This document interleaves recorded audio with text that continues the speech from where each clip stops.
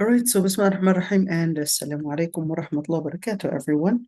Inshallah, today we're going to be continuing with our tafsir, Surah Al-An'am, and yesterday we left off at ثم ردوا إلى الله مولاهم الحق ألا له الحكم وهو أسرع الحاسبين. And we talked about أسرع الحاسبين, and in basic we talked about the أسرع الحاسبين to mean that Allah subhanahu wa ta'ala basically had already preordained and predetermined all the things that are going to be happening on Judgment Day. So therefore, he had already willed all the different stations, all the different things, and he had already known who's going to be going to Jannah and who's going to be going to hellfire. He just got them. He just got them to take the test. Okay, let's continue with this ayah.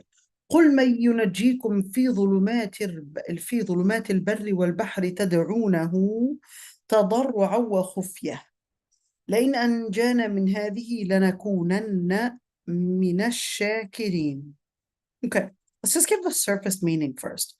And say, so we got a couple in Surah Al-An'am, and say. مَن يُنَجِّيكُم, who would save you from the darkness of al-bar. Al-bar is land.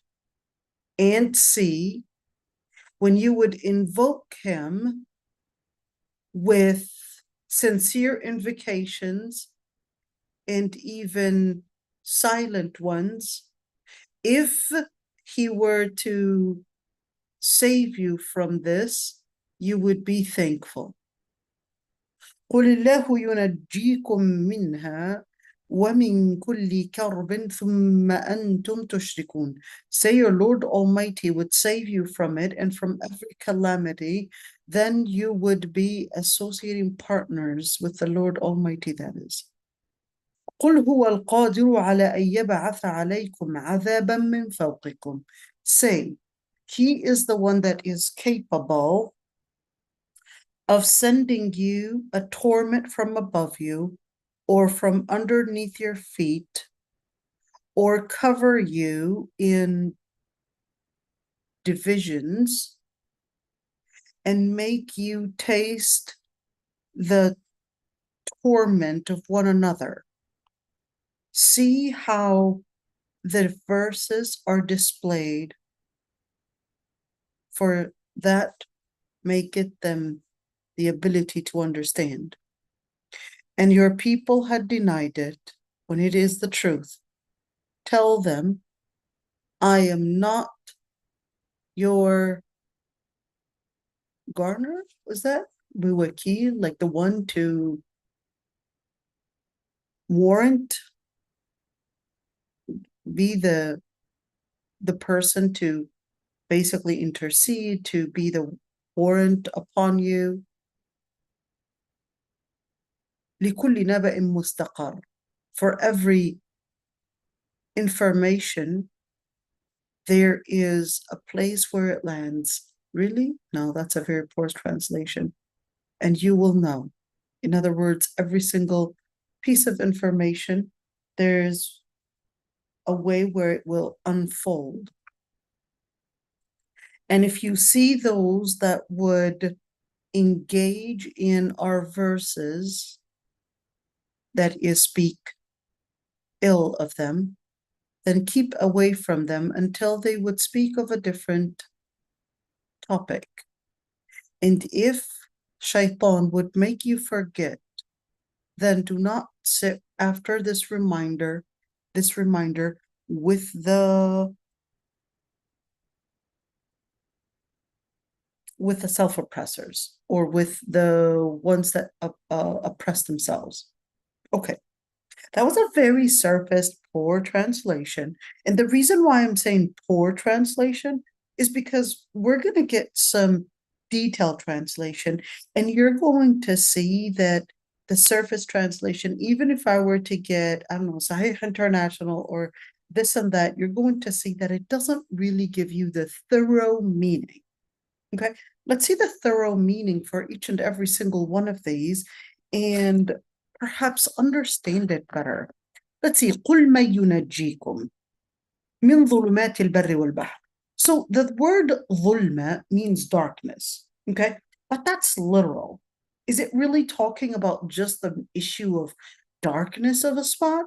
Or is it really going farther than just darkness to actually mean a metaphorical type of darkness, meaning any calamity, any hardship that you might find and encounter on land or sea? تدعونه تضرعا وخفية. The word تدعونه actually means to invoke. Or is it تعبدونه? Is it تدعونه to mean they're invoking? Invoking to meaning asking for help, like praying a specific prayer? Remember, there are two kinds of prayers. There's the prayer of دعاء المسألة and دعاء العبادة. So which dua is that one for? That one was دعاء المسألة. Wait, so why were they making دعاء المسألة? Because the ayah was saying قُلْ مَن يُنَجِّيكُم, who would save you. So then Allah subhanahu wa ta'ala is letting them recognize their Lord Almighty by recognizing their need, by recognizing that it is part of their instinct to seek security, to seek help, to seek safety, and that safety, there are situations where you recognize that no one is on site, no human being is on site to help you, but you can find it on the inside of you when you would recognize that the one to save you is the Lord Almighty, that the one to save you is the Lord Almighty, and that there is out there a supreme power that is capable of giving you that salvation. So Allah subhanahu wa ta'ala is then, what is Allah subhanahu wa ta'ala doing? Allah subhanahu wa ta'ala is letting us find this instinct that He had put within us, this receptor that many times is turned off by the different pacifiers. Wait, pacifiers turn off the receptor? Like what kind of pacifier? Like, for example, the different things in dunya, like searching and wanting to search and just connect with the different things that bring you that dopamine, that entertainment, and feeling the urge to always search for whatever gives you that pleasure. That's that area that would silence and perhaps turn off that receptor, which is basically the fitra. The fitra, there are a number of different fitra. What is a fitra anyways? So the fitra, the root of it is fa, ta, ra. Let's write that down, right? Let's write that down and actually see what that looks like. So the word fa, ta, ra. Okay? The word fa, ta, ra actually means to create it. Okay? Now, when we talk about fitra, what was created, there is another word that the Quran uses, which is sibgha. Sibgha is not sabgha. Sibgha is a stamp. Sabgha is a paint. So when the ayah says sibghatullah wa man ahsan min Allah sibgha, there's a certain stamp. There's a certain, it's like a stamp that you basically had a blueprint. It's like a blueprint. Is that the DNA? Maybe that's the DNA. Maybe the structure that basically is that sibgha, the blueprint that reflects what you are, who you are. When you say blueprint, it kind of sounds like the blueprint of what we are is really the DNA, because those are the markers that basically determine what we are in appearance, in behavior, in diseases, all these different things. Could that be like maybe the genome, or maybe the DNA of fitra that basically tells us of what structure we were created in? Is there a DNA where it basically is also speaking of that blueprint of us seeking as to a supreme power, turning to God, etc., turning to the divine or anything like that? Is there such a thing? Well, it doesn't have to be the DNA, but it could be. Where is the fitra? The fitra itself, or the sibgha itself, just means a blueprint of how you were created. It doesn't speak of it specifically as a DNA or possibly something that is in your heart or in your brain. It just tells you that there is something within you that is considered as that receptor that really is there in search of a divine power that it would connect to. Okay. So does that mean this receptor can use our own intelligence to find God? Yes and no. Why not? Why did you say yes and no? So when I say yes, your brain is capable of understanding certain patterns, certain structures in this universe, but no, because your brain, no matter how well it studied physics, science, and biology and all of that, it would not be capable of finding God. It would only find a magnificent pattern, an intricate pattern. That's all it would find. It would find a structure that cannot be created on its own, but it would not find God. Why? Because God is not a creature. God is the creator. In other words, God is not part of the physics that you find in the world around you. And that's why Allah subhanahu wa ta'ala sent al-Wahi. Al-Wahi is basically the information that Allah subhanahu wa ta'ala had sent with the prophets and messengers. If our own intelligence is capable of finding God, then there would be no need for al-Wahi. Al-Wahi basically has that information that your own intelligence would never be capable of finding. And then al-Wahi would act as the answer to the questions that your brain is searching. And that your fitra recognize there's a missing link, and that I'm basically finding through my intelligence / science that there's an intricate pattern in this universe. How did this exist? Why did it exist? When did it exist? Why is it existent? It's sort of all these questions you would not actually find in the universe, but you may find certain indicators of some of that information telling you that there is an ending, that there's intricate details telling you that there are intricate details telling you that this cannot be created on its own, that there's a creator, that there is a structure, that there is a purpose, or else it would not have been created, etc. That's what you would only find.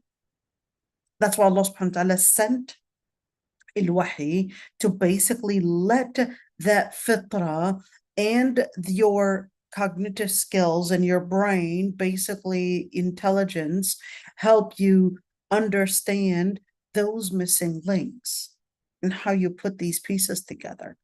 So then Allah subhanahu wa ta'ala is reaching out at least to your receptor, which is your fitra, for you to recognize.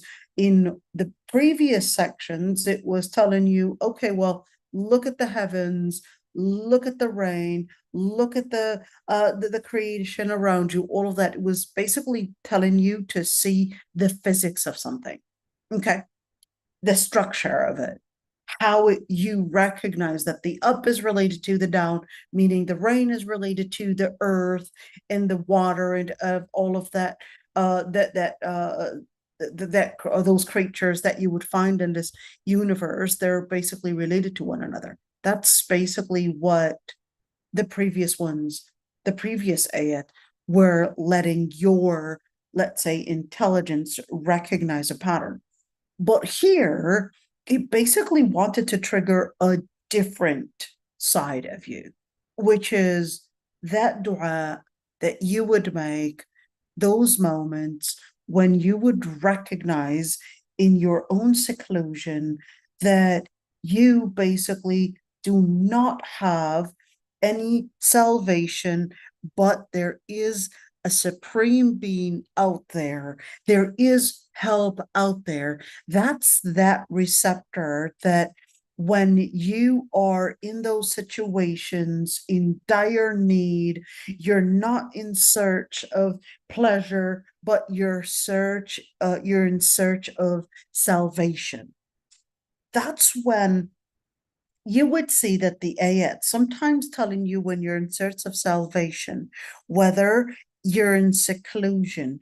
The ayat focus a lot when you're in seclusion, by the way. It's quite interesting. It did say in another ayat that even though, for example, in this one, yunajikum as a plural, but تدعونه تضرعا وخفيا. You would be in this moment when you recognize that there's no help, there's no salvation, there's no one out there to help you. All your ideas to get you out of this calamity, they basically had fallen apart. It's quite interesting. I did mention this before. You know, there's this series. It's I was at one point really addicted to watching them. It was called I Shouldn't Be Alive.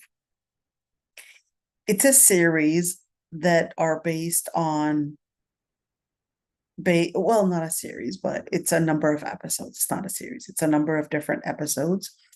And every single episode is based on a true story. One of those really stands out of all of them, which is that episode that is based on a true story of a guy. So he gets divorced and I guess he wanted to sail. I think it was in the Caribbean, and goes onto his boat. And then his boat that was supposed to be sailing, all of a sudden in this ocean, the whole weather just changes, and then his boat does not make it. It sinks. It basically gets this tornado or thunder on it, breaks it into pieces, but he manages to get the safety kit. The safety kit only has a couple cans of water, a couple cans of food, and a fork, and just a couple items, and a floating, those floating boat things, those things that you would give your kids to float on, and that was basically it. But not only that, but the whole wind basically, instead of getting him closer to the shore, it basically blew to get him into the ocean even farther and farther. And for 2 months, he was actually in the ocean and trying to survive.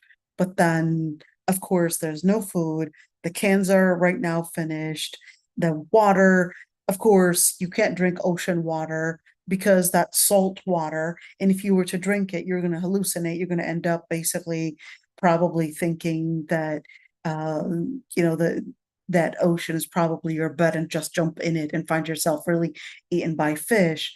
And so he was for 2 months speaking of what are the thoughts that came to his mind. And one thing that he was always thinking about is really God Almighty, always invoking God Almighty to save him at that moment.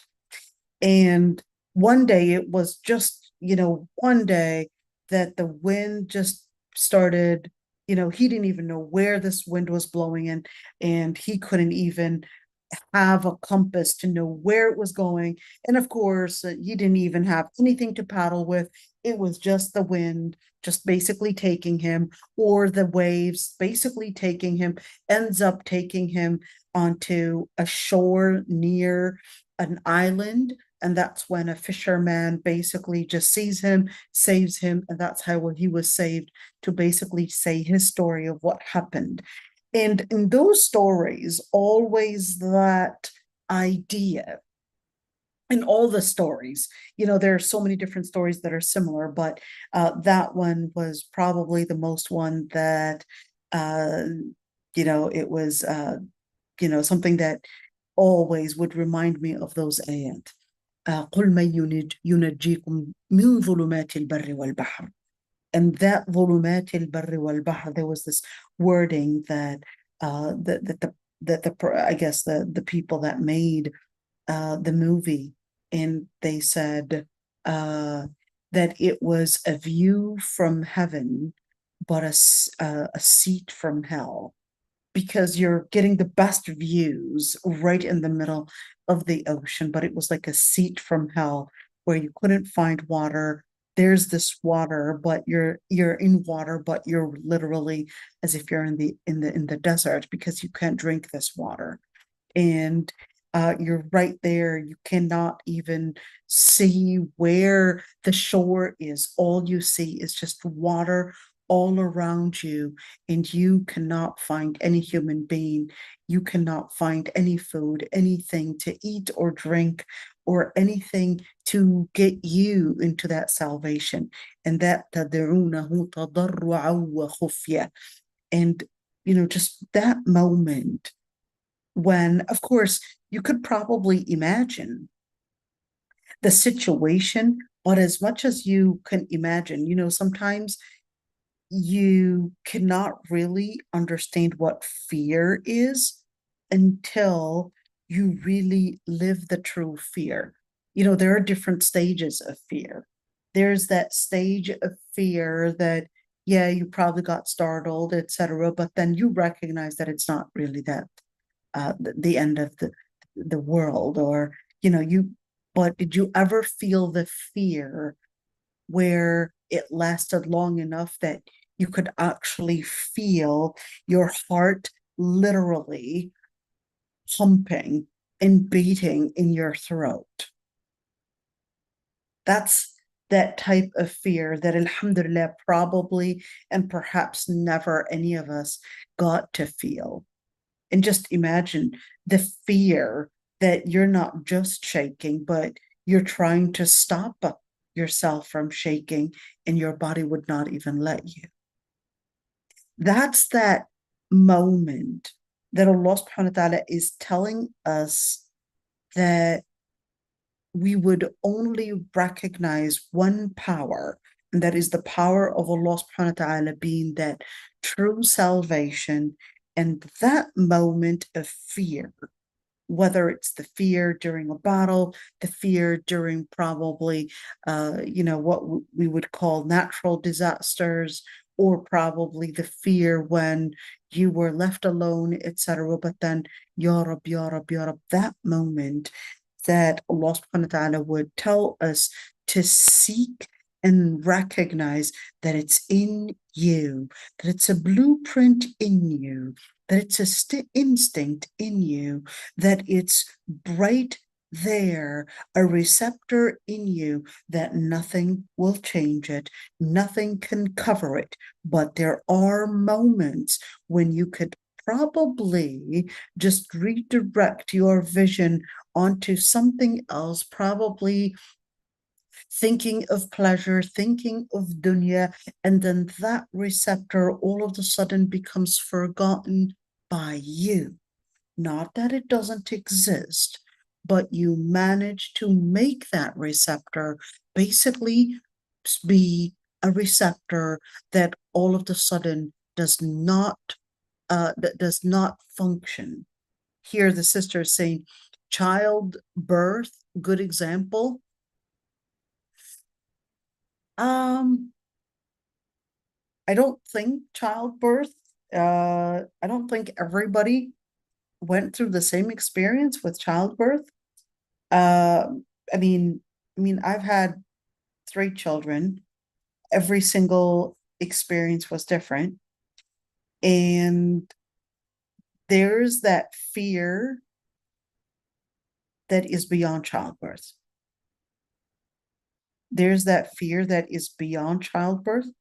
Alhamdulillah, Allah subhanahu wa ta'ala saved me from some of it, but there is definitely that fear that is beyond childbirth. I would not say childbirth is the worst.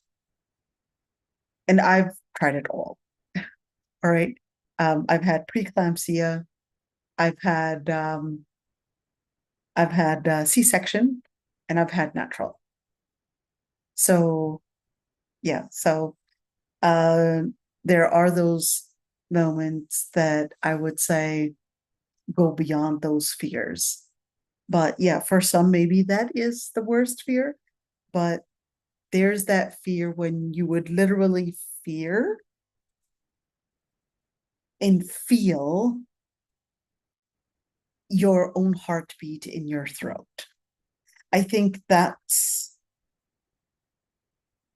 the scariest one. I think the scariest level of fear is when you can't even scream, but you're so scared. You could literally hear your heartbeat in your throat.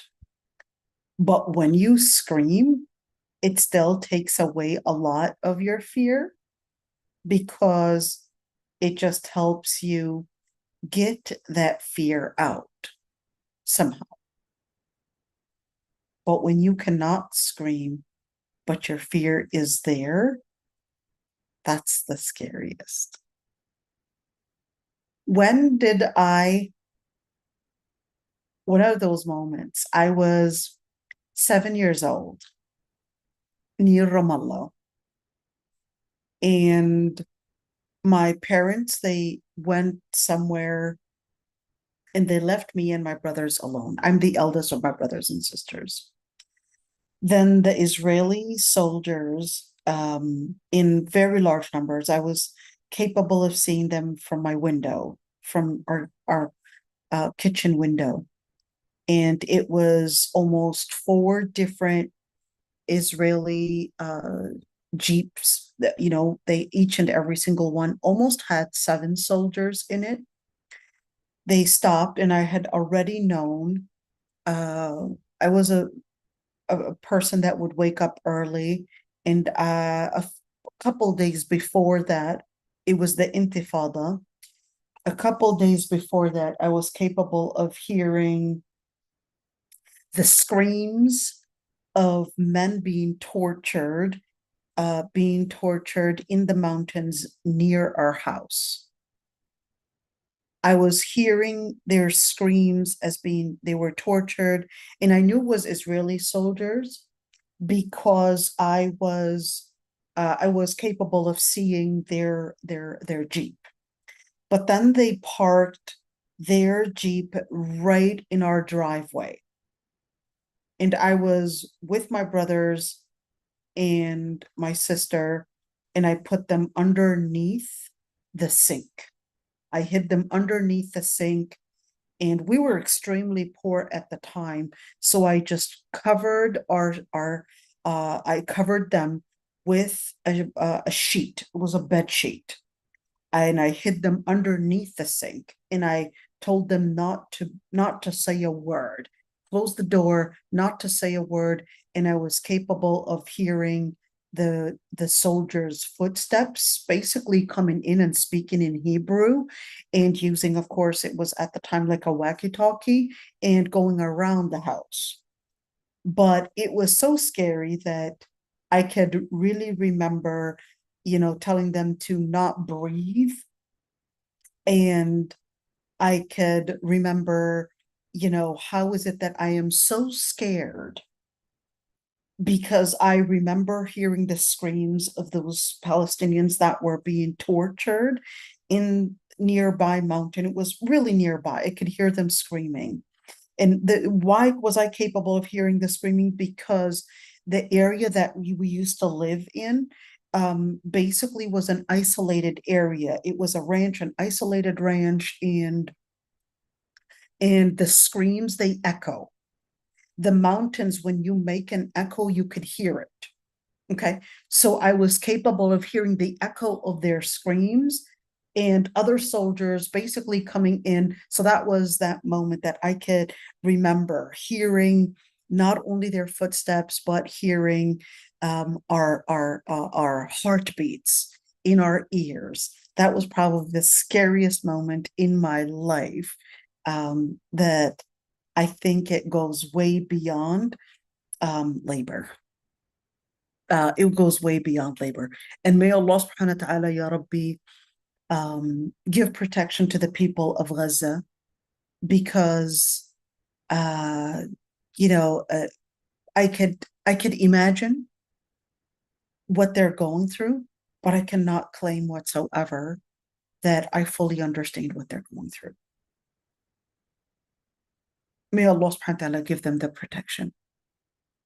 And may Allah subhanahu wa ta'ala defeat Israel and all those that support Israel, from UAE to MBS to Jordan to many of those countries that we may know of and we may not know of. Allahumma ameen. Allahumma ameen. Allahumma ameen. And قل من ينجيكم من ظلمات البر والبحر. And you might say, well, why not America? Because America is occupied by Israel. This is the reality. America is occupied by Israel. قل من ينجيكم من ظلمات البر والبحر. Who would save you and protect you from the darknesses of al-bar wal-bahr, from the darknesses on land and on sea? And Allah subhanahu wa ta'ala basically tells us what is the answer. It's basically Allah subhanahu wa ta'ala. And certainly when we talk about volumat, what are we talking about? Volumat. Volumat can mean the literal darkness. It could also mean a metaphorical darkness. A day that is basically dark, a day that is a day that is hard. What is الظلمة? Okay, so when we talk about a day that is مظلم, it can mean a day that is literally dark. It could also mean a day that is hard. A day that is basically hard right there.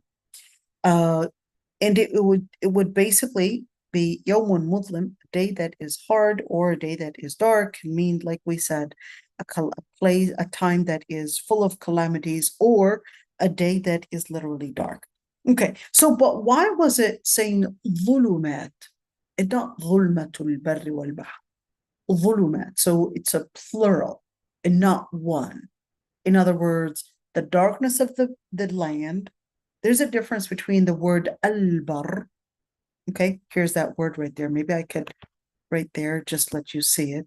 Okay, in Lugha Arabiya, there's a difference between al-bar and al-bur and al-bir. They're written the same way. Okay, but al-bar with a fatha is basically land. Al-bur with a dhamma is wheat. Al-bir with a kasra is basically kindness. Okay? Al-bar, al-bur, and al-bir. Okay? Just remember that. Al-bar is land. Al-bir, bir al-walidain, is being kind. Okay? Al-bur, that's wheat. Okay? Dhulmatul bahr. So we got two dhulma, well, it didn't say dhulmatain, we're saying dhulumat, the different darknesses on land and on sea. The darkness of the nighttime, the darkness of probably clouds. And if you were to probably lose your path or even fear loss, or fear probably death or any of that, they would make that invocation, لَإِنْ أَنْجَيْتَنَا مِنْ هَذِهِ, if you were to protect us from this, لَنَكُونَنَّ مِنَ الشَّاكِرِينَ, we would be thankful, meaning we would be from amongst those. What is a shakir? Hold on. So shakir is supposed to be thankful. Why did he translate it as ta'a? The two different things. Okay, hold on. Let's actually look at that one. Okay. So when you say shakir, in the Quran, there were a couple meanings based on the context for the word shakir. But the word shakir literally means to be thankful. Okay. But there are those times when the word shakir was given as a synonym to meaning Muslim. There were times when the word shakir was a synonym to the word mu'min. There were times when the word shakir was synonym to the word ta'a, obedient to Allah. Okay. So at the end, whether it's a Muslim, mu'min, obedient, turning to Allah subhanahu wa ta'ala, etc., or whether it meant just to be thankful as well. Okay. Or whether it meant, without even using different ways and forms of defining it, it could also be just to be thankful. Meaning what?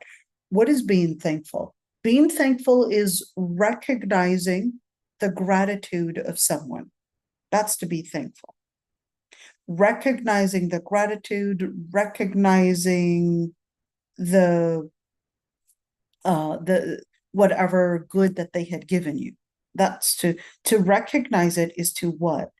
To recognize it, to either pay it back, or recognize it to also act in a way that you basically would show appreciation.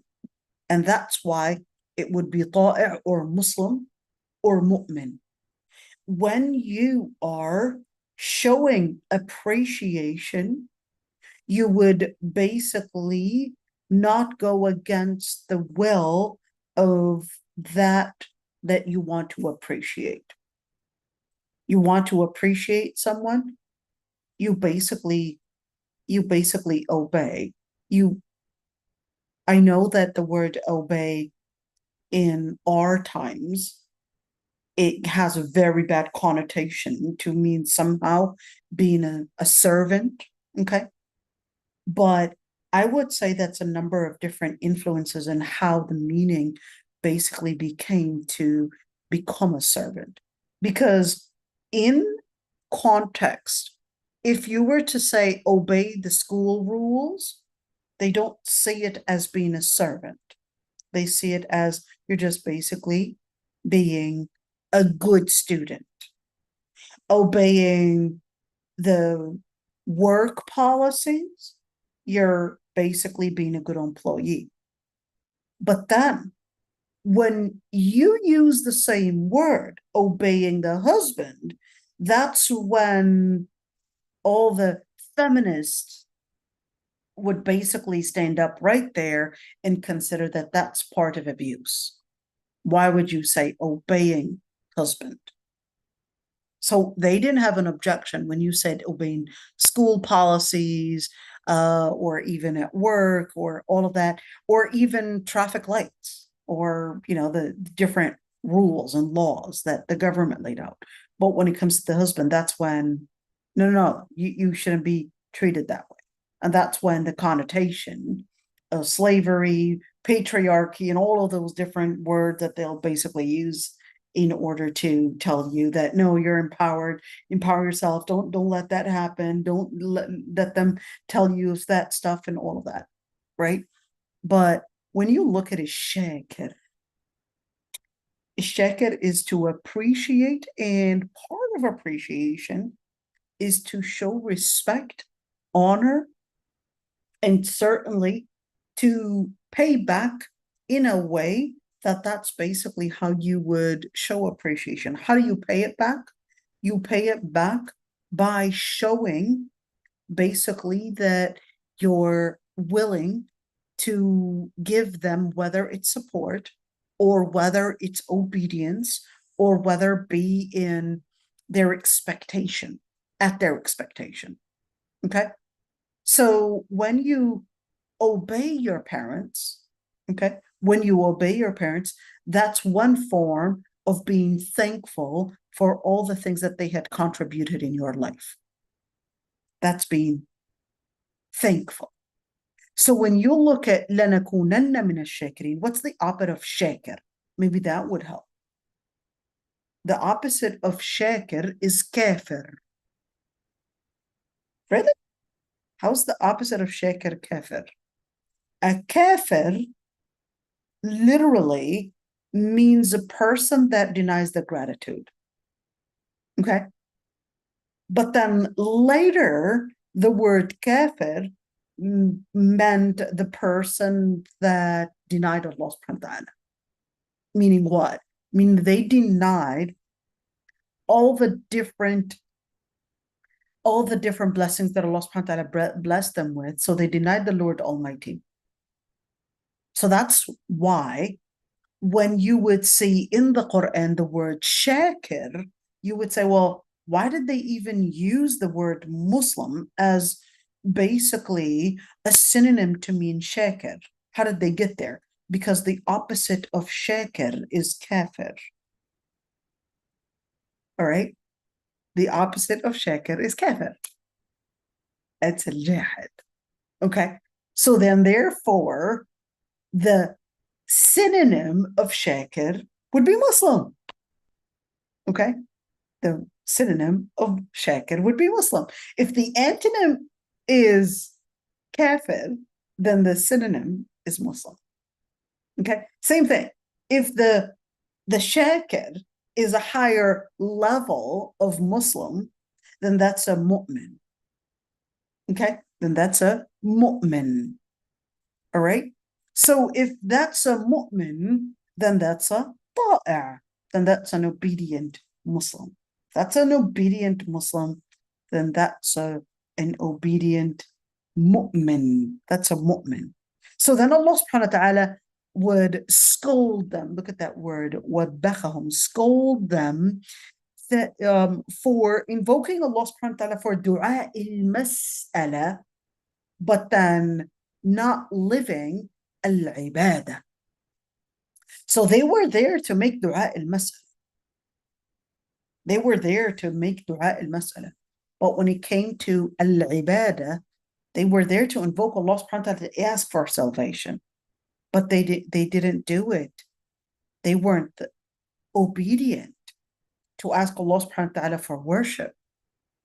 So then Allah subhanahu wa ta'ala says that He was scolding them. So you were there to make and ask for the help, but you didn't want to show the appreciation for the help that you had received and actually be thankful / show appreciation, show obedience to the Lord Almighty, and recognize that if He was the one that saved you during your calamity, then He was the one that gave you the life that you are living right now, and all that is that you are given right now.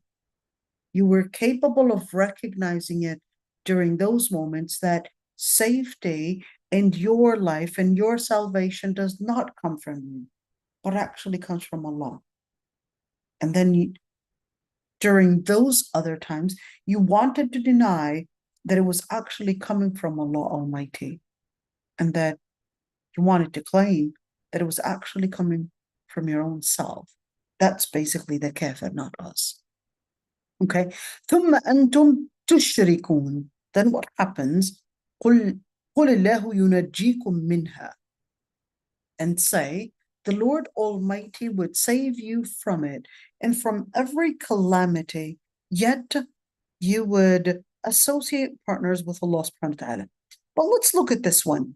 He said, قرأ الأعمش. We talked about al-Amash before. We said he was an albino, okay? But his nickname was al-Amash, and everybody basically just knew him based on that disability, and they barely know his name, okay? And it basically became the name that he was famous for. Should we just see just a little bit about al-Amash right there? Just a little bit, won't hurt, right? Let's see al-Amash right there. His name, Sulaiman ibn Mahran. Let's see. I'm going to share the screen with you and just see Sulaiman ibn Mahran. Here we go. So this is al-Amash. Let's just see a little bit about him. So he was al-Imam, Shaykh al-Islam, and he was Shaykh al-Muqri'in. When you say Shaykh al-Muqri'in, it's like the best and the top reciters of the Quran. Okay? And he was Kufi, but he was a Mawla. What does that mean? He was a Mawla? Like he was an ex-slave. Okay? And he originally comes from Nawahi al-Ray. Where? Tabaristan. Tabaristan is basically an area in Iran. That's where he was basically taken as a child. They took him as a child and basically brought him in al-Kufa in Iraq. Okay? So just some piece of information right there. Just imagine, can you imagine, a child basically being sold, kidnapped, or let's see when he died. Said 765 AD. Let's see right there. That's one thing I like about Wikipedia is that it gives me those dates. So 148 Hijriya. Okay, 148 Hijriya. So he lived from 61 to 148. Okay. All right, let's go back to our tafsir. We don't want to spend too much time on that one. Okay, even though it's really worth learning more about him. But anyhow, so he said khifa. So right there, that what would it say? It basically is saying that tad'unahu tadarru'a wa khufya, or wa khufya right there. This word right there, what does that mean? So we know tadarru'. Tadarru' basically means to make an invocation with strong sincerity. That's a tadarru'. Tadarru', when you are fully sincere in your invocation. Il-khufya and khifa, he said they're both from il-khawf. Let's see. Another qira'ah is in khifya. That's a difference. So if you were to say khufya with a dhamma, okay, let's look at it right there. If you are to say khufya, that would actually mean of fear. If you are to say khifya with a kasra, that would mean hiding something, concealing it. Okay? So wait a minute, when you say concealing it, so tadarru'a wa khifya is when, hey, no one can actually see your invocation. You're alone right there. You're making the sincere dua and no one can see it. No one can see it but Allah subhanahu wa ta'ala. It's away from everyone else and no one can see it. Il-khufya, you would be making the sincere invocation and you would be in complete fear. So what do we get out of this? This is two qira'at. Khifya and khufya. Khufya and khifya. Khifya and khufya. And wakhifa, and another one is khifa. Okay, wakhifa. Khufya is hidden. Wakhifa is from fear. Khufya and khifya. Okay, so what do we get out of all of this? That there is this expression of tadallul. What is that? There's that expression of the person being in a situation where they're in dire need. They're in dire need, and therefore, whether they were concealing the dua or whether they themselves were in such distant area that no one was capable of seeing or hearing their dua but Allah subhanahu wa ta'ala. Or they were in a situation and circumstances that they were basically in extreme fear, that they were feeling this fear, because when someone is with you, you would somehow feel that that fear is taken away, even if it's someone that you know they're helpless, right? Even when you know that someone is helpless, but just by having, in Palestinian accent, we say نفس الرجال بيحيي الرجال. What does that mean? It means the نفس الرجال is like the soul and the spirit of man brings life to man. The spirit of man brings life to man. نفس الرجال بيحيي الرجال. Just by having the spirit of men around you, that it basically brings life and spirit in men, that they're supporting you. Okay. And that's one thing, is that certainly when someone is there, you just feel that, that I'm supported.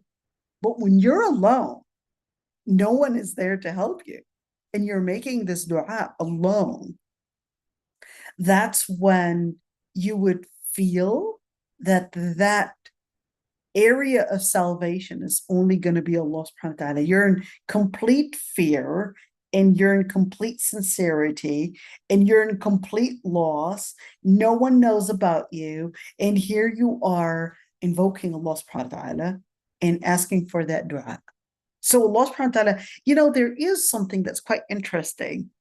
A man comes to the Prophet sallallahu alaihi wasallam, and this man is a Bedouin. Okay, now there's a difference between al-Arab and al-A'rab. Okay, al-Arab are the general Arab, but the A'rab are the nomadic Arab. They're like the Bedouins. Okay, they have a completely different lifestyle, completely different behavior, completely different. Anyhow, so this man comes to the Prophet ﷺ and basically says, I want something really simple for me to understand what God is. It's like I understood what the Quran is saying, but I couldn't really visualize, and I couldn't really understand what God really is. So the Prophet ﷺ said, have you ever gone and sailed on a boat? And he said, yes. He said, did you get this moment when there was like a tornado or a thunderstorm or anything in the sea? He said, yes. He said, did you feel on the inside that there was only one power that could save you from all of this? He said, yes. He said, that's God. Explain to him, that's God. That's Allah. Why did he explain it that way? Well, the man certainly comes and he says, can't understand all the science that the Quran was telling me to think and process and all of that. I want something that I could sense, I could feel. So the Prophet tells him, that's that sensation. Recognize that sensation? Yes, I do. That sensation is basically that receptor that is basically Allah subhanahu wa ta'ala. That's who Allah is. You feel him on the inside. Okay, there's another qira'ah. لَإِنْ أَنْجَانَا. There's another qira'ah. أَنْجَيْتَنَا. Said with a ta. Why? Because remember, that's another lugha, that's another accent in Lugha Arabiya. Remember before, which word was that, did we say? Which word was that we actually talked about? Which word was it? Remember, وَلِتَسْتَبِينَ, is it? Forgot which word it was. Oh, I can't remember it. I can't remember it. Maybe somebody would remind me of it when we talked about that tat right there. Which word was it? Oh dear, can't. We said it was, here we go. توفته رسلنا, here we go. تأنيث الجماعة, when it's a group, that توفته رسلنا, or جاءتهم, or كذبت رسل. So whenever this is a plural, that in some accents, they would basically add a ta to the actual verb when it's a plural. So that's basically coming with the same idea. With the same idea that if it's a plural, لَإِنْ أَنْجَيْتَنَا, not لَإِنْ أَنْجَانَا, لَإِنْ أَنْجَيْتَنَا, with the same idea. If it's a plural, they would basically add a ta. And it's, let's say, affirmed by the Quran that this is proper Lugha Arabiya as well. That this is proper Arabic language, and that this is basically something that the Quran itself was revealed also in another qira'ah. لَإِنْ أَنْجَيْتَنَا. Just like كُذِّبَتْ رُسُلٌ. Just like توفته رُسُلُنَا. Okay. لَإِنْ أَنْجَيْتَنَا is another qira'ah. Okay. قُلِ اللَّهُ يُنَجِّيكُم مِّنْهَا وَمِنْ كُلِّ كَرْبٍ.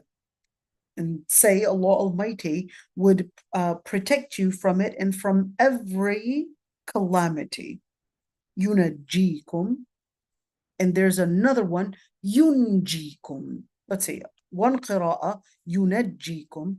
Another qira'ah, they said, majority read it bitakhfif, meaning yunjikum, and not with a shadda. Not yunajikum, but yunjikum, or yunajikum. No, hold on. Yunjikum or yunajikum. That would be the shadda, okay? And of course, the meaning, he said, is basically one. In the end, it basically means to get salvation, and anjaytahu wa najaytuhu, or najaytuhu, that with the shadda. What's the difference? With the shadda, it would basically be a form of exaggeration, but this isn't to mean exaggeration like it's not real. Okay, in Lugha Arabiya, the form of al-mubalagha or al-takthir is to sometimes reflect when something is an abundant amount. Okay, so what do they call that in English? When something, no, it's not. Hyperbole, that's what it is. It's called hyperbole. But the hyperbole in English is a form of exaggeration, but it's not necessarily real. But in Lugha Arabiya, the hyperbole could actually be a form of expressing that something is actually abundant. Okay? What is al-karb? قُلِ اللَّهُ يُنَجِّيكُم مِّنْهَا وَمِن كُلِّ كَرْبٍ. And say Allah Almighty would give you salvation from it, or salvations, if we were to basically put this shadda, from it and from every karb. What is al-karb? Al-karb is different than al-musiba. Al-musiba, there's al-musiba, there's al-gham, and there's al-karb. Those are different levels. Even though in English it just means calamity. But in Arabic, no two words mean the same thing. It either can mean stage or it can give you a meaning to something from a different angle. Okay, so what's the difference between all of them? When you're looking at calamity, you're looking at it from different stages. There's al-khawf that basically trembles your heart. But then there is a higher level, al-gham, where it's basically making you feel. Al-gham is making you silent, that you can't even talk. That's al-gham. And al-karb, it takes your breath away. That's al-karb. It's the amount of fear that takes away your breath. Remember me and putting my brothers and sisters basically underneath the sink, hiding from the Israeli soldiers? Okay, that was when we were at a level of al-karb. Couldn't even breathe out of fear. We could hear our heartbeats basically in our ears. That's karb. It takes away your breath. Rajulun makrub, a man that is makrub is basically a person that is going in this type of fear. Okay, and of course, al-kurba is basically the highest level of fear. When it takes away your breath, can't even breathe. You're so afraid that your heartbeat, it's not even beating at the right rhythm. It's so shaken that now you can't even breathe right. All right? It's different than just feeling afraid and your heart probably beating faster. But no. Il-karb is that your heart, not only did it stop beating too fast, but it started beating even slower and slower, ready to make a heart attack. That's il-karb. It was beating so fast.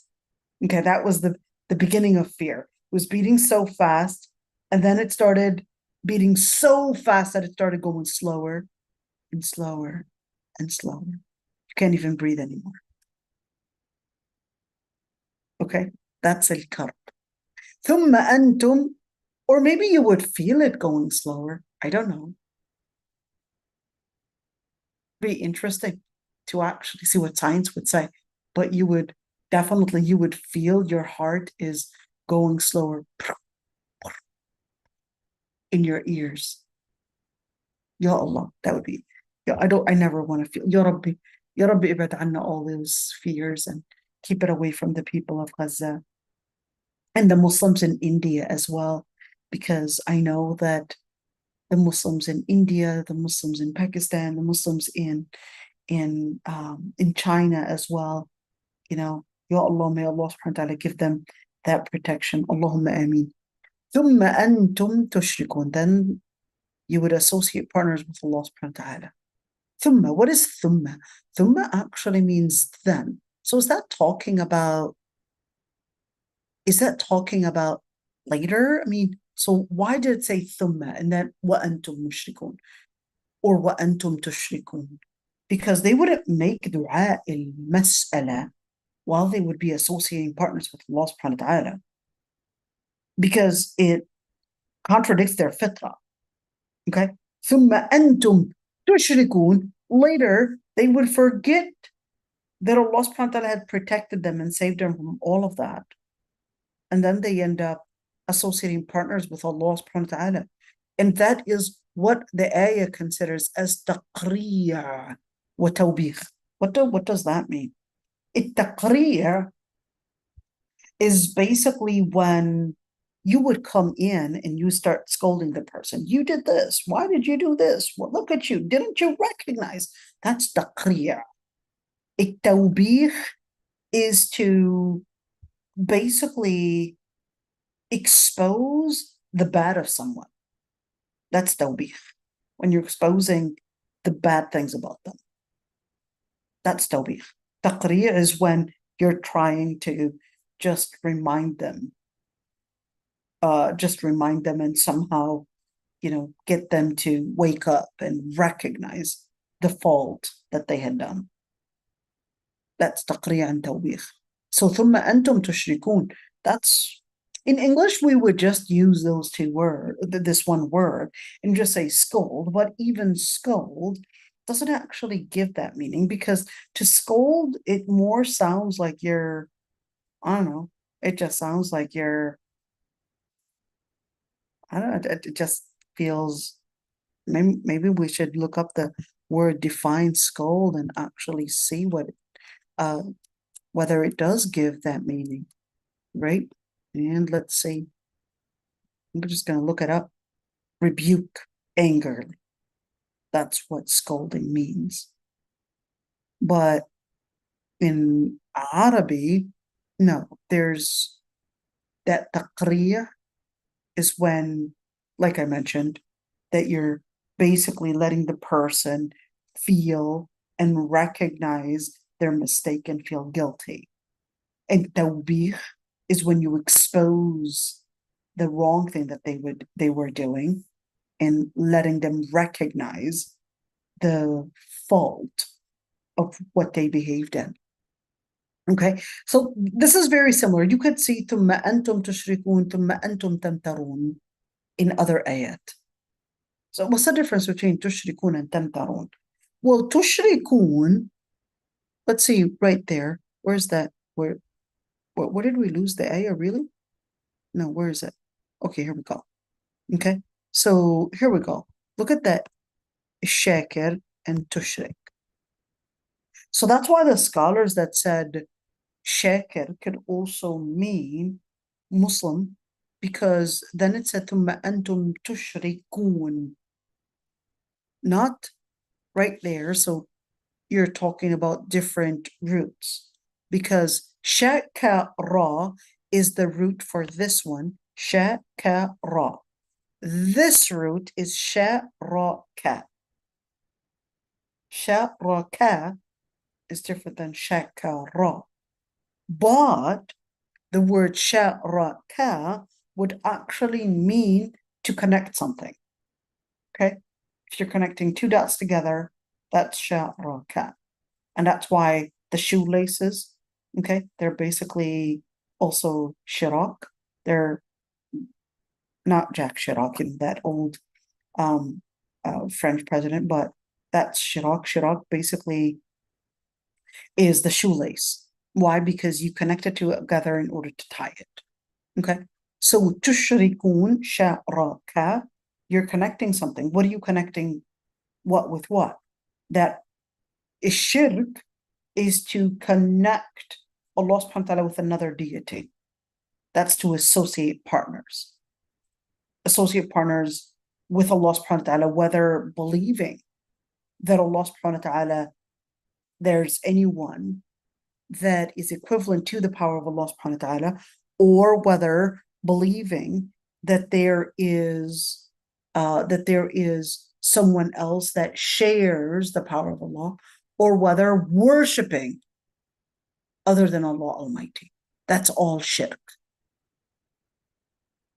Or to attribute whatever good that you're getting, whether it's rizq, whether it's shifa, treatment, or whatever good you're getting, attributed to other than Allah subhanahu wa ta'ala, that's going to be a form of shirk.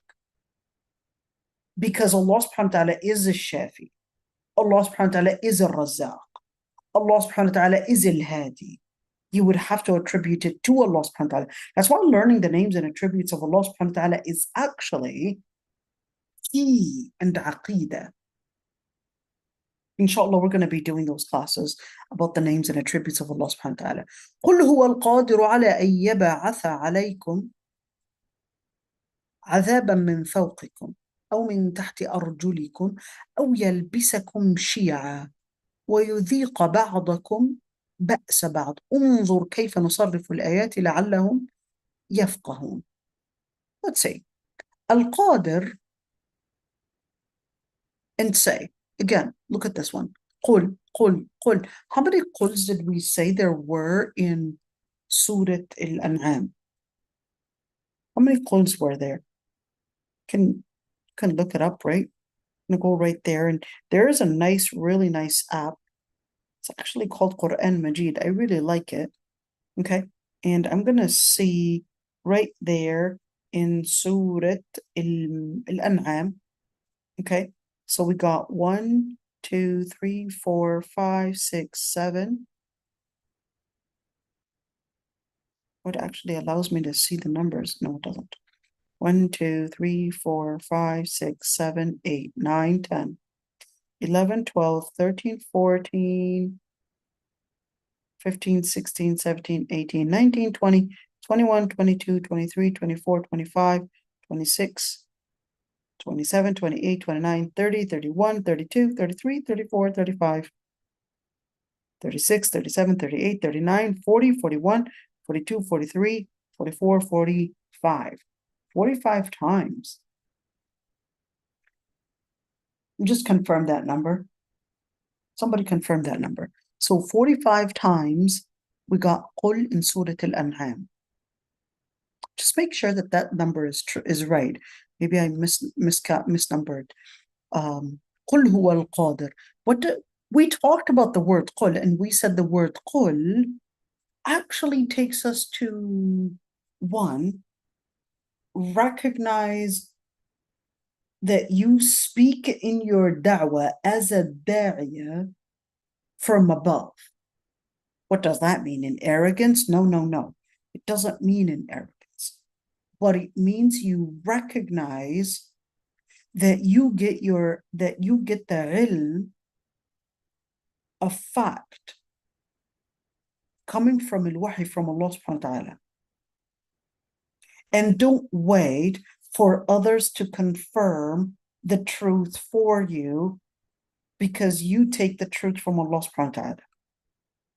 So therefore, you come in basically to demonstrate, one, confidence, two, information, three, you come in to demonstrate, of course, that power and authority that the ilm itself that you represent, which is that moment as a da'iyah, as a person of da'wah. And this is extremely important for those that are working in da'wah, and every Muslim has to work in da'wah. So it's not that a specific group is supposed to be working da'wah, but there are certain people that just, mashallah, they were given the skill to actually work in da'wah. Okay. Now, for those that are working in that area, that skill of da'wah, they have to not only depend on their skill in debate, but they also have to work on getting the ilm. Ibn Taymiyyah says something really interesting, and he says that if there is a person that is representing Islam, for example, let's say a debate, okay, before they get into that debate, they have to be well qualified and well versed in that ilm, not only in their ilm that is basically the ilm, let's say, on Islam, but if, let's say, they're debating feminists, then they have to be well versed on feminism in order to show those gaps within that culture, within that philosophy, or whatever it is. So it's not anybody. And that's the same thing when you're talking about da'wah.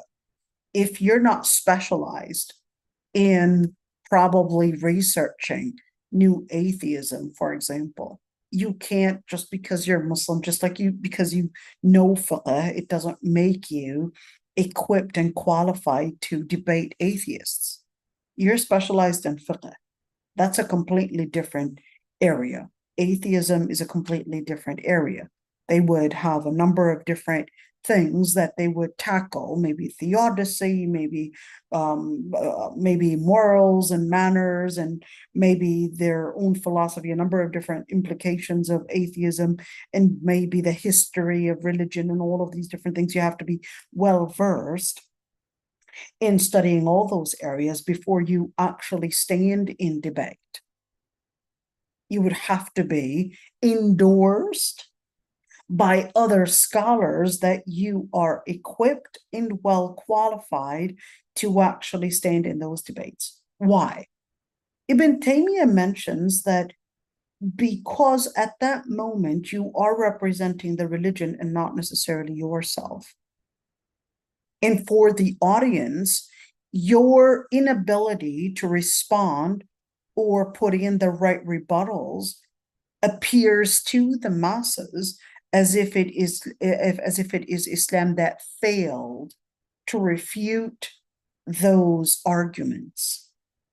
So you have to recognize that at that moment you're not representing your person, your own self, but you're representing faith.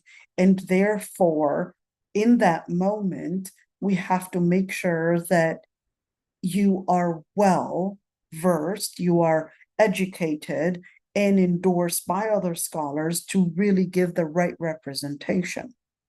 It's quite interesting because we're not just talking about debates, but the same thing when we're speaking about scholars that we may put forward to represent the religion. It's important that those that would represent the religion, imams, masajid, etc., that they stand for more than just ilm, because the majority, even whether it's the younger generation, older generation, these people, they are seen as the ones to represent the religion and what the religion and the principles of the religion, what it stands for. And that's why it's important as well for those that basically might bring in speakers or probably maybe hire teachers or scholars on their in their masajid or etc., that searching the background for those people that they are going to be hiring or even probably collaborating with, that it's extremely important to search for people that are qualified and those that would make a good representation and a good presentation to the masses, because they would see them as their role models, as celebrities. And that's one thing I would always, mention my criticism about certain, let's call them famous platforms. They would just invite in certain famous people just because they're famous, and they would consider that it's bringing me publicity, and not necessarily those that are qualified in their presentation and though in their way of how they would basically live and embrace the principles of Allah subhanahu wa ta'ala. And this is extremely important. And especially the younger generation, they would see through the sheikh as basically carrying Islam. They would see through them as the ones that they would want to mimic, especially girls. Girls usually think of a sheikh or a sheikha, usually sheikh. Girls don't actually have confidence in sheikhas, by the way. That's a hidden thing. All right, this is reality. They don't have confidence in women. Okay, anyhow. But when they see a sheikh, they would usually think of this sheikh as somehow really being beyond human nature. And what I mean by beyond human nature, whenever this sheikh might actually make a mistake, that's when let's rally and fill the social media to say we don't want this person, etc. And they might have made a mistake or etc. it's like everybody makes a mistake, and the sheikh is a human being just like you and I. They are working on their Islam as well, just like you and I.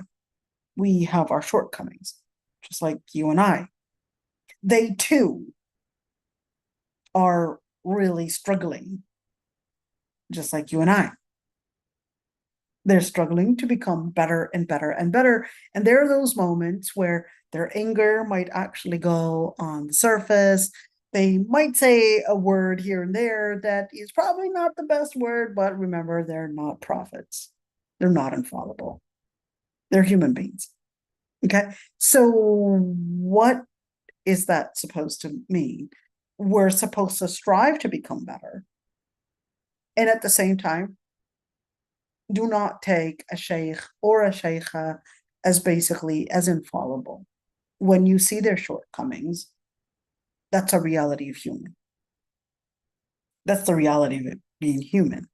So don't necessarily think that whenever we might have, I'm not talking about a major, let's say assault. I'm not talking about something major, but I'm talking about those times when some might actually have their shortcomings. Okay. I would just say, take the good from the good. Okay. And whenever you would see wronghood, make istighfar and ask Allah subhanahu wa ta'ala to forgive them. That's the best that we could do. And make that dua that Allah subhanahu wa ta'ala would give them hidayah and give them thabat and keep them steadfast. قل هو القادر على أن يبعث عليكم عذابا من فوقكم. What is al-Qadir? Al-Qadir is basically the one that is capable of doing everything. Wait, why did you say everything? Because the word al, the letter al, there are two kinds of al. There's the inclusive al, and there's the specifying al. In Arabic, al-istighraqiyya and al-ahdiyya. Do that again. You said al what? Let's write it down. We're going to write it down. So there's the al-istighraqiyya, istighraqiyya, and there's the al-ahdiyya. And the difference is al-istighraqiyya would mean inclusive. Give me all the pens. The pens. The paper. Okay. What does that mean? It's either that I'm talking about a specific pen, but when I'm talking about the pens in English, if basically the comes before a plural, that would basically mean all the pens. Okay. But in Lugha Arabiya, it doesn't have to be plural. It can be singular. And that's that tricky part. Is this talking about something that is inclusive, to meaning that he is capable of all capabilities? Or is it specifying? It's specifically talking about one particular power. What does that mean?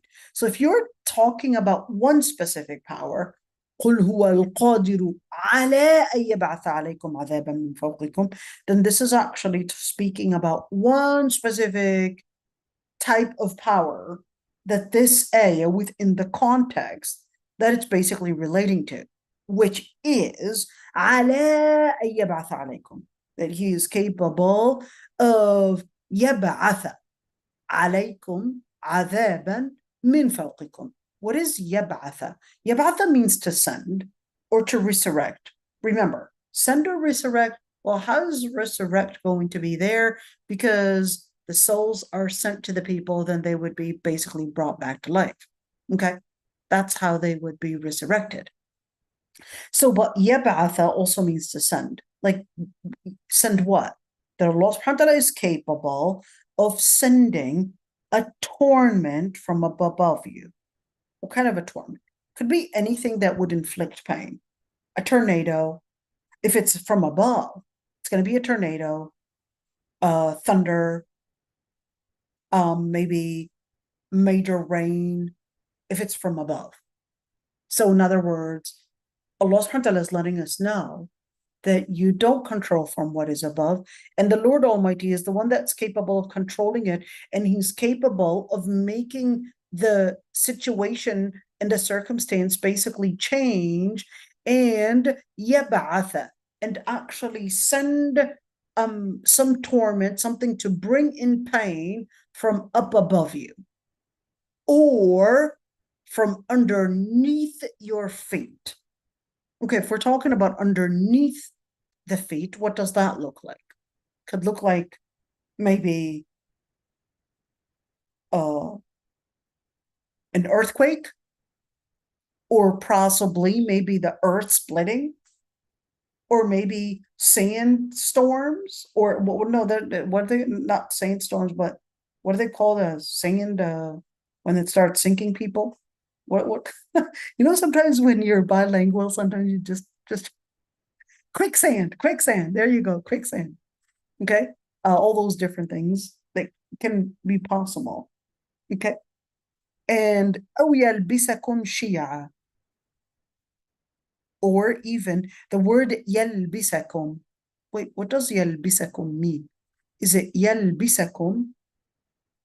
I thought لبس actually means to wear something. لبس means to wear something. So what does to wear mean anyways? To wear means to contain something. When you are wearing something, in لغة عربية at least, it's containing you. When you're wearing your dress or your shirt is containing you. Okay? It's containing you. It's embracing you. So here, يلبسكم شيعا, it's like that. What is Shia? Does it have to do with anything with Shia? It has nothing to do with Shia. Nothing to do with Shia. The word Shia actually means in divisions. Shia in divisions. Sha'a is the root. Sha'a is the root. What does that mean? Disseminate. Sha'a, to disseminate. Spread about. Okay? And when you say Shia, then when something is spread about, it's basically in division. All right? Separate. You see the difference? In Lugha Arabiya, it's just beautiful. Okay, so let's just see what here. وَيُذِيقَ بَعْضَكُمْ بَأْسَ بَعْضٍ. يُذِيقَ. What is يُذِيقَ? The root is ذَاقَ, which means to taste. بَعْضَكُمْ. You're going to taste one another? Now that's going to be disgusting. No, you're not tasting one another. Well, then what are you tasting? بَأْسَ بَعْض.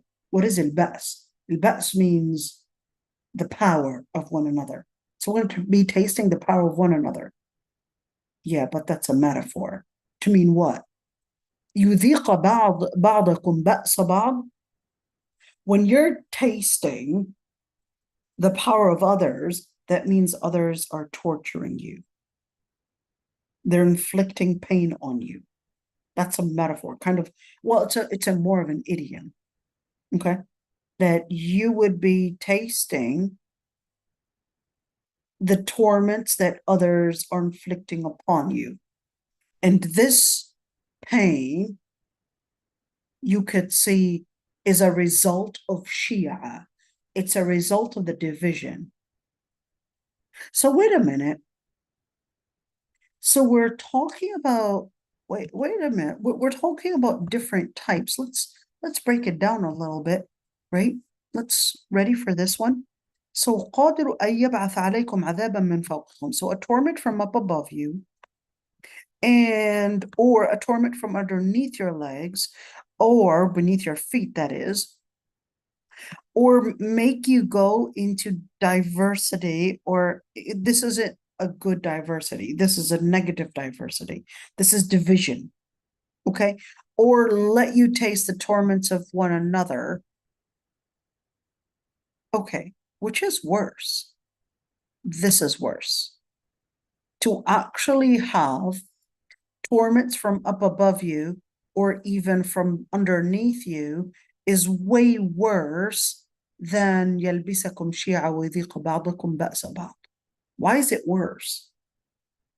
because the power that humans have against one another is way easier and less painful than the power and the pain that Allah subhanahu wa ta'ala might inflict upon us.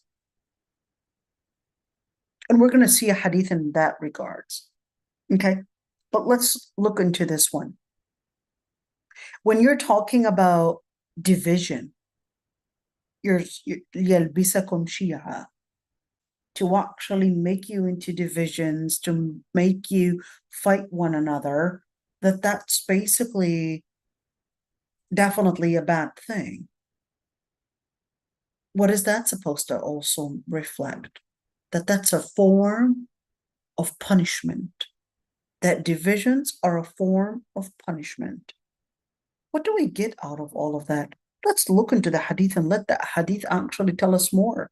Let's see. Al-Qadir, to mean, let's look into Al-Qurtubi now. He said Al-Qadir to mean that he's capable of protecting you and giving you salvation from every calamity, and he's capable of punishing you, whether from up above you sending stones, or probably even typhoons, or probably strong winds or tornadoes, exactly the same way that it happened to the tribes of Ad, Thamud, Shu'aib, all those that were mentioned in the Quran, Prophet Lut, Prophet Qawm Nuh, etc., or even from underneath your legs. And he said that's exactly like when we would be speaking of earthquakes or possibly earth trembling, just like the people of Madian or even the people of Qarun and Fir'aun.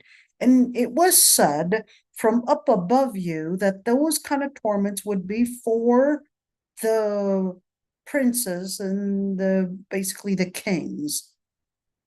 But if it's from underneath the legs, that would be similar to the different torments that would be sent to the bad. When we say as-safila, meaning the lower class. So yes, that could be lower class and even have arrogance, not to believe. So Allah subhanahu wa ta'ala would give them a different punishment. أو يلبسكم شيعا, or the Lord Almighty would make them into different shia. What is yulbisakum? Here he says there is another qira'ah, not yalbisakum, but yulbisakum. Another qira'ah, yulbisakum.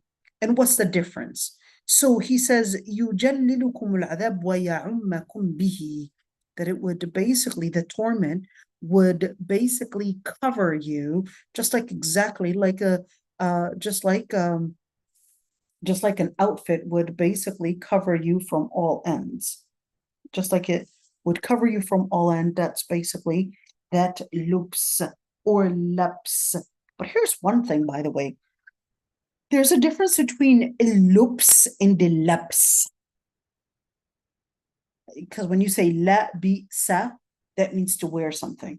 But a lubs with a loop, okay, with a dhamma, actually means to make something blurry, to make something not clear, murky. You can't even tell the difference, kind of like a gray area. That's a big difference between this meaning and the other meaning. Because if you're talking about la bisa, yalbisakum, so we're speaking about divisions, basically, surrounding us from everywhere, whether it's in divisions within our homes or divisions within the society, and we've got all these different isms basically then infiltrating the Muslim minds, and then they're divided again and again. We've got something called progressive Muslim and a feminist Muslim and all these different isms right there, and you're like, okay, well, where's Islam itself? And then of course it becomes something that is lost, and the Muslims are divided even within their own selves. So that it's basically yalbisakum, that it's basically what is encompassing you, what is filling you. But اللبس is when you would have something that is not clear. Loops infiltrated the mind, and they became unaware of where the lines of Islam are and where the lines of shirk is, and then they confuse those borders. Look at that, loops and laps. Okay, but you could see that there are two different qira'at, يلبسكم and يلبسكم. And the يلبسكم said it's from loops. Okay, in which basically would mean that there would be, let's see this one, and he goes in details and he says, well, the first meaning, it can mean that the torments, here's number one, I put you number one, that the torments would be filling you, would be encompassing you, would be basically surrounding you from everywhere. What kind of torment? The torment of you being divided. So Allah subhanahu wa ta'ala is making us divided, not that it's our fault, it's Allah's fault. No. It's that when we are away from Allah subhanahu wa ta'ala, the implication is going to be that you're going to be divided. Why? Because each one is going to be dependent on their own reading and not the interpretation that is based on the lens of Quran and Sunnah. And of course, if you're going to have the reading of X and Y and Z, and you're going to have all the letters in the world, basically, each one has their own vision, and each one is going to have their own interpretation, and each one is going to create their own narrative, and then we end up basically being divided in how can we get a solution to the situation that we're living in. We recognize the problem, but then we couldn't even unite with one another to create a solution. Why? Because each one is going to have their own interpretation, their own diagnose, and their own narrative, and then we're going to end up basically not getting any solution basically done. That's يلبسكم شيعا. Okay. Now, so the first one, that it would basically mean that it would fill us with basically the al-adhab of being in division. And remember, who's doing all of this? It's basically the natural consequence of being away and distant from Allah subhanahu wa ta'ala. Okay, the second meaning, that al-labs is when basically they're confusing all their different matters because they're dependent on their own desires and not having the interpretation be through the lens of Quran and Sunnah, and certainly the solution be through the Quran and Sunnah, and finally, basically being in union based on the Quran and Sunnah in order to apply the solution that the Quran and Sunnah basically put forth. Okay, let's see. Ibn Abbas, he basically said, يُلْبِسَكُمْ, to actually let your enemy basically get into your rows, and then they would mix with you, and then you would be confused as who is who. So it's quite interesting. So your enemy would become within your rows. So it's quite interesting. So what does that mean? Are we speaking about spies? No, it doesn't have to be spies. It could also be that the Muslims themselves are so confused about their own identity, and there would be, speaking of all that diversity, Abrahamic faith, and all of those different things that they would be calling for, and therefore that universalism, and calling for that all faiths are basically the same and there's no division, and therefore we would just basically just blend with other faiths and just consider that we're all the same and that you don't have to be different as a Muslim. And what happens is that without you realizing, you're inviting different people within the border of Islam, and they're going to start bringing in their own interpretation and, of course, infiltrating the minds of Muslims. When you speak about infiltrating the minds of Muslims, You're speaking about infiltrating their minds with something that is not of Quran and Sunnah. What does that even mean? Infiltrating their minds with something that is not of Quran and Sunnah actually means they're confused about their own identity. And then we could see that that's going to be creating a Shia. What is Shia? Meaning different groups, meaning different different divisions. And then basically those divisions, they start attacking one another. Each one is wanting to support that particular idea. And this is so common, by the way. Sometimes people criticize one another, not for the sake of improvement, but for the sake of putting down other people and demolishing all their contribution. And sometimes, when people criticize you, sometimes they criticize you because they like you. You're like your parents. When they criticize you, it's because they want the best of you, because they want you to improve. And we would usually say our parents' criticism that it's somehow hate, especially the younger generation. But no, it's not hate. It's because they want you to be the best. Okay. And other criticism is to basically take away your self-esteem. Other criticisms to take away your self-esteem, to attack. Other criticisms are there to break you, are literally to break you. Other criticisms are to basically shake your confidence right there. So in other words, break you, but from a different area. Okay. So anyhow, when you look at يقاتل بعضكم بعضا, that they would fight one another, or perhaps even go further than fighting, maybe killing one another. Why? Because تخليط أمرهم would confuse their matters, and their own leaders would basically be in concern about seeking dunya, whether probably seeking more followers, or whether it's seeking perhaps a position in a certain maybe political position, or probably even a certain position in the masjid, or maybe in the company, or whatever it is. And believe it or not, I mean, this is quite sad to say. And I was working at St. Catherine University, to be honest, the ones to attack me most were actually the Muslims. The Muslims.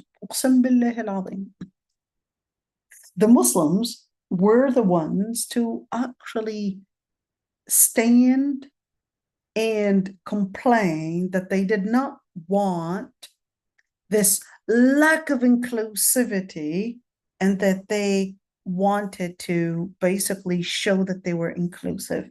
So whenever, for example, I would speak in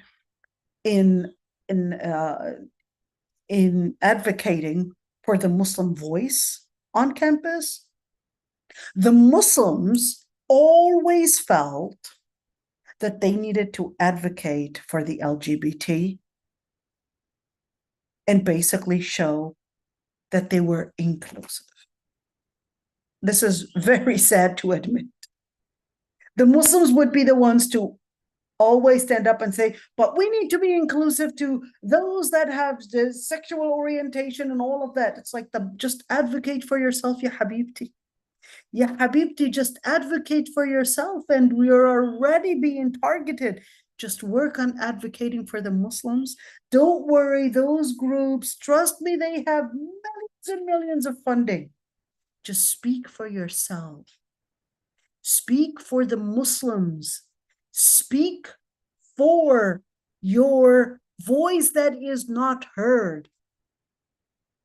But unfortunately, Muslims are always feeling that they have to show somehow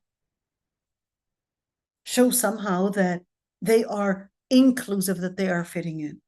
Unfortunately, you could say the Muslims are the first to attack the Muslims. Okay, And he said, وَالْآيَةُ عَامَّةٌ فِي الْمُسْلِمِينَ وَالْكُفَّارِ.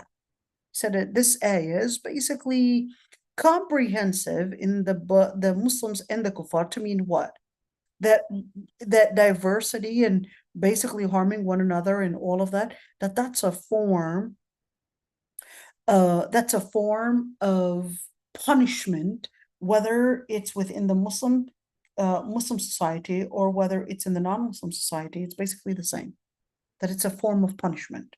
So even when we're seeing possibly maybe, I don't know, a war between the Brits and the Irish, for example, or maybe a war between the Russians and the US. Okay, here we go. That's a form of يُذِيقَ بَعْضَكُمْ بَأْسَ بَعْض. Okay, that's a form of punishment. Okay, and it could also mean that the kuffar themselves, that they are basically also attacking the Muslims, that it's a form of punishment. What we're going through, colonization and probably all the different bombing, whether it's coming from Hindus or whether it's coming from Buddhists or whether it's coming from Jews or whether it's coming from Christians, that it's basically that punishment, that it's basically coming in there. Or even if it's from Muslims, Muslims are the ones that are funding Israel. Yes, it is true, unfortunately. It was actually Muslims. It was Muslims that were funding a lot of what Israel is doing. Yes. And he said that is al-Qurtubi, قُلْتُ وَهُوَ الصَّحِيحِ, and that is true. He said, for what we had seen, that the enemy in our own cities, they basically had overcome us over our souls and our wealth, and that fitna that basically had overcome us, and we started beating one another and killing one another. So you would see, for example, in Syria, not only is the enemy basically creating that division, but we ended up killing one another, and with our own power and with our own army. Our own army started basically killing our own people, and they were even taking our wealth. And he said, نعوذ بالله من الفتن ما ظهر منها وما بطن. So here's the thing. We're going to stop right here because of time. But there are a couple questions that were really left unanswered. What about that hadith when the Prophet ﷺ said that Allah subhanahu wa ta'ala, the Prophet ﷺ made the dua for Allah subhanahu wa ta'ala that he would not have any external power attack the ummah and defeat them. But then we're seeing here that we're being defeated by an external power, whether that is going to be the US, the West, Western countries, and all those different areas that are attacking the Muslims from different areas. What happens? How do we understand that within the context of what we're going through?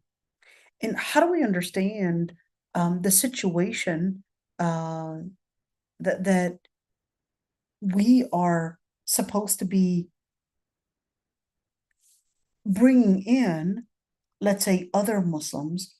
So, for example, the Prophet ﷺ said that the Ummah would divide in 73 different groups. كلها في النار إلا واحدة. They're all going to be in hell fire except one? Really? So even the Muslims are going to be in hell except one? I mean, just one? So what are we talking about here? We're talking about a very small group, or is that part of that hadith not authentic? How do we understand that one? انظر كيف نصرف الآيات. What ayat? Is this talking about an open book, or is this talking about the written book? Which ayat? كذب به قومك. And here's this one. Is he serious? He said ذكر الثعلبي أنه رأى في بعض التفاسير أن هذه الآية نافعة من وجع الضرس. Is he serious? That some of the books of tafsir actually said that this ayah is actually good for toothache. And we could just write it on some kind of a manuscript or some kind of a paper and just put it on the tooth, it would take away the tooth pain. Really? It says so in the Tafseer. Does that mean it's true? So we should just close down all those dental offices and just, use this as a ruqya? How do we understand that one?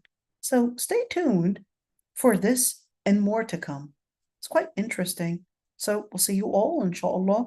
Well, tomorrow we've got the fiqh, okay? But later on, inshallah, we'll continue with that one, with the tafsir, inshallah. So stay tuned for tomorrow with the fiqh. What are we doing tomorrow? We're doing, I believe, Salat al-Jumu'ah and continuing Salat al-Masbuq and some other things to come in relationship to Salat al-Jama'ah and the rulings that relate to Salat al-Jama'ah.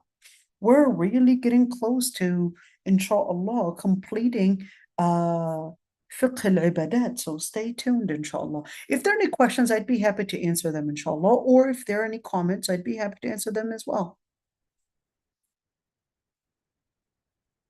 No one wants to. Assalamu alaikum, Sheikh. Wa alaikum assalam, Zuhriya. How are you doing? Alhamdulillah. You? Alhamdulillah. Good, good. Alhamdulillah, doing great. Alhamdulillah. Jazakillah khair. I really enjoyed today's class. I've also always been curious about the meaning of the name of Allah, al-Barr.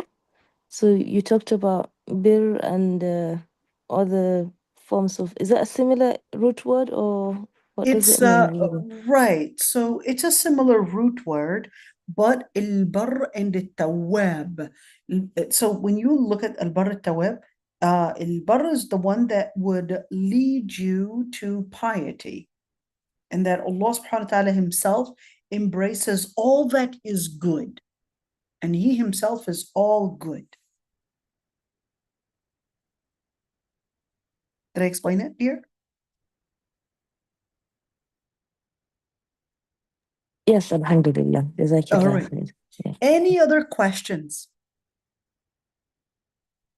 This is it. So what we'll do, inshallah, we'll stop the recording.